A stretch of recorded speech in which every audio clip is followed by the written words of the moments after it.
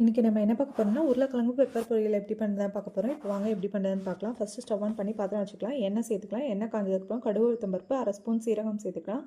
கடுகு வெடிச்சதுக்கு கருவேப்பிலை சேர்த்துக்கலாம். கருவேப்பிலை காஞ்சதுக்கப்புறம் பெருசாக பெல்லாரி வெங்காயம் நான் பொடிசாக கட் பண்ணி சேர்த்துருக்கேன். அடுத்தே வெள்ளைப்பூண்டு சேர்த்துருக்கேன். வெள்ளைப்பூண்டு வாயுவுக்கு நல்லது, நல்லா வாசனையாகவும் இருக்கும் உருளைக்கிழங்கு பொரியலுக்கு.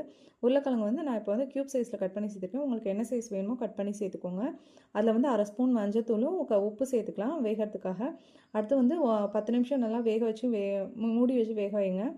நல்லா வேகட்டும். வெந்ததுக்கப்புறம் 5 நிமிஷத்துக்கு ஒரு தடவை திறந்து நல்லா கிண்டி விடுங்க. இப்போ வெந்துடுச்சான்னு பார்க்குறது எப்படி பார்க்குறதுனா ஒரு கரண்டி இருக்கலாம், அந்த கரண்டியை வச்சு கட் பண்ணிங்கன்னா பார்த்தீங்கன்னா நல்லா வெந்தது தெரிஞ்சிருக்கும். இப்போ அதில் நான் பெப்பர் பவுடர் சேர்த்துக்கிறேன். பெப்பர் பவுடர் நான் காரத்துக்கு ஏற்ற மாதிரி கொஞ்சம் சேர்த்துக்கிறேன். உங்களுக்கு காரம் இன்னும் கொஞ்சம் வேணும்னா நல்லா சேர்த்துக்கோங்க. இந்த மாதிரி இப்போ உருளைக்கிழங்கு பொரியல் நம்ம செஞ்சுருக்க மாட்டோம்.